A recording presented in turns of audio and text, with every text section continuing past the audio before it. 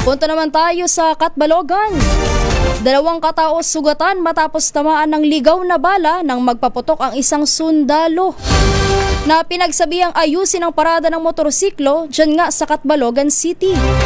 Pakinggan natin ang report ni RH32 Jimmy Angay-Angay.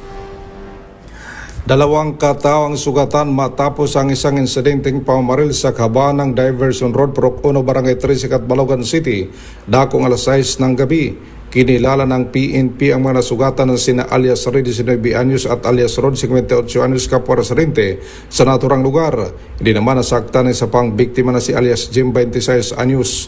Ayon sa paunang investigasyon ng Catbalogan City Police Station kasama ang Regional Special Operations Unit at Police Intelligence Unit ng Samar Provincial Police Office, dumating umano ang suspect na si alias Tip 31 anyos na miyembro ng Philippine Army na kasakay ng motorsiklo at ininalang nasa impluensya ng alak. Sinabihan umano ng biktimang si Jim ang suspect na ayusin pagkakaparada ng kaniyang motorsiklo, ngunit nagalit umano ito, bumunot ang baril at napaputok ng ilang bisis. Hindi naman tinamaan si Jim, ngunit tinamaan naman ang ligaw na bala sina alias Ray at Rod.